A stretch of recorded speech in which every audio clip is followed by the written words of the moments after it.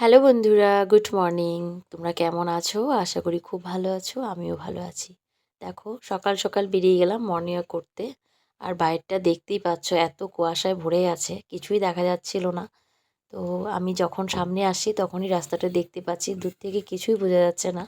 আর এই যে আমি দেখো প্রচণ্ড কুয়াশার মধ্যে ঠান্ডার মধ্যে বেরিয়ে পড়লাম। ভালো লাগছে, কিন্তু ডিসেম্বর মাস বোঝাই যাচ্ছে। তো দেখো একটু কুয়াশাটা কেটেছে, আমি অনেকক্ষণ বাদে আবার ক্যামেরাটা অন করলাম।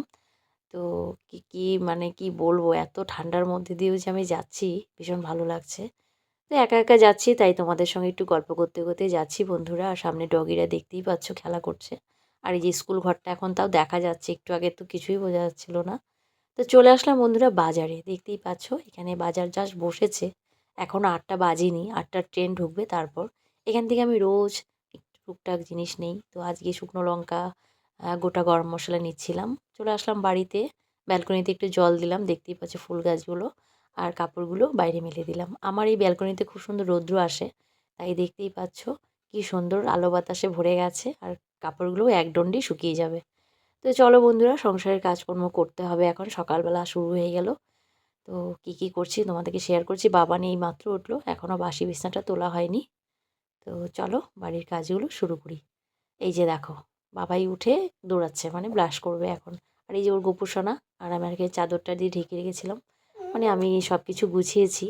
আর চলে আসলাম রান্নাঘরে। এখানে দেখো পরোটা বেলছিলাম, তোমাদের দাদাভাই খেয়ে গেছে, ওকে দিয়ে দিয়েছি অ্যাকচুয়ালি।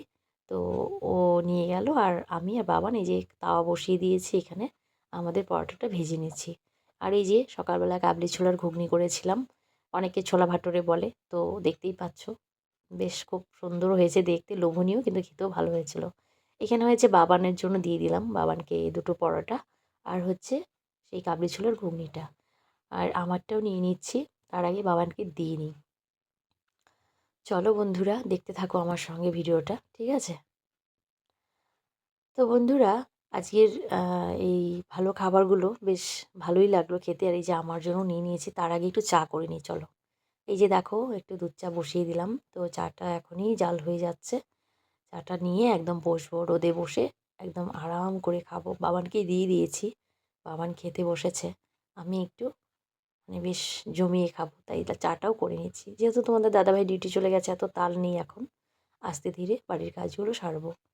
তো দুপুরের দিকে ও খাবার নিতে আসবে, তো তার জন্য এত চাপ নেই সকালবেলাটা। তো চলো চাটা ঢেলে নিই। তো দেখতেই পাচ্ছ কাপ নিয়ে নিয়েছি, এই কাপটা না আমার খুব পছন্দের কাপ। দুটো কাপ কিনেছি, তোমাদের দাদাভাই আর আমার জন্য।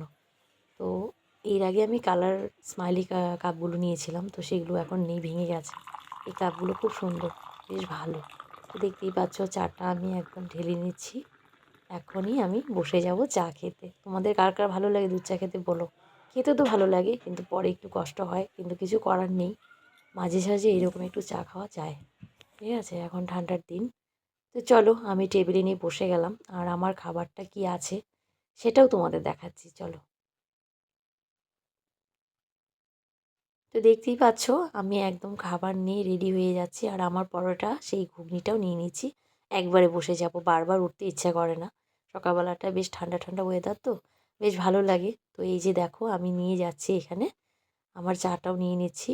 সেই চাটা নিয়ে রোদে বসে খাবো, আর তোমাদের সঙ্গে একটু করে গল্প করব।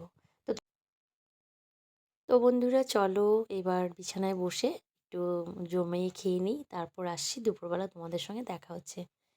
ফিরে আসছি একটু বাদে, ঠিক আছে? তো চলো। তো বন্ধুরা দুপুরে রান্নাবান্না দেখতেই পাচ্ছ, এখানে করেছি বাঁধাকপির ঘন্ট, করেছিলাম ডাল শুকনো একটা চচ্চড়ি, আর এটা হচ্ছে ডিমের তরকারি। তো আজকে ডিমের তরকারিটা একদম গোটা গোটা ডিম করেছি, অনেকগুলোই হয়ে গেছে। তো একদম রাতের জন্য করে নিয়েছি, আর দিয়েছি ধনেপাতা। এটা তো রান্নার মধ্যে দিতেই হবে, ধনেপাতা না দিলে না হলে তরকারির টেস্টটাই বোঝা যায় না। তো যাই হোক, দেখতেই পাচ্ছ কত সুন্দর কালারটা এসে, খেতেও কিন্তু দারুণ হয়েছে। আর কিন্তু হাফ ডিমও দিয়েছি একটা, ঠিক আছে? তো এই যে রান্নাবান্না কমপ্লিট।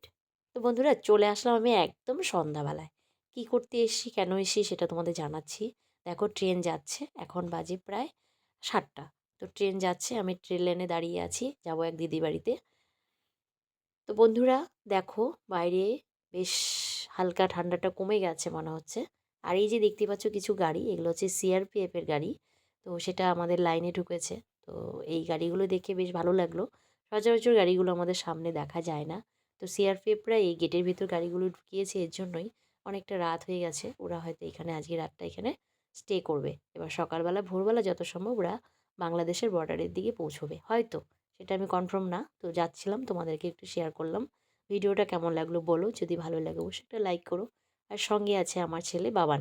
বাবান আমাদের সঙ্গে একসঙ্গে আমরা আসছিলাম কারণ বাবানের ছিল টিউশন। টিউশন থেকে ফেরার পথে বাবানকে নিয়ে গেছিলাম দিদির বাড়িতে। সেখান থেকে দেখা করে আমি আর বাবাই দুজনে একসঙ্গে আসলাম। এই যে আমাকে দেখি মানে দেখতেই পাচ্ছ তোমরা বেশ হাসি খুশি কারণ মজা মজা করছিলাম মা ছেলে মিলে। রাস্তা দিয়ে আমরা দুজন গল্প করতে করতে এসেছিলাম তাই তোমাদের সঙ্গে একটু শেয়ার করে নিলাম। আমাদের ভিডিওগুলো কেমন লাগে বলবে। যদি ভালো লাগে একটা লাইক করো। আর যদি ভালো লাগে অবশ্যই একটা আমার চ্যানেলটাকে একটা সাবস্ক্রাইব করে দিও, ঠিক আছে? আজকের জন্য ভিডিওটি এখানেই রাখছি। দেখা হবে অন্য একটা ভিডিওর সঙ্গে। ততক্ষণের জন্য সবাই খুব খুব খুব ভালো থেকো, সাবধানে থেকো। টাটা বন্ধুরা। Good night.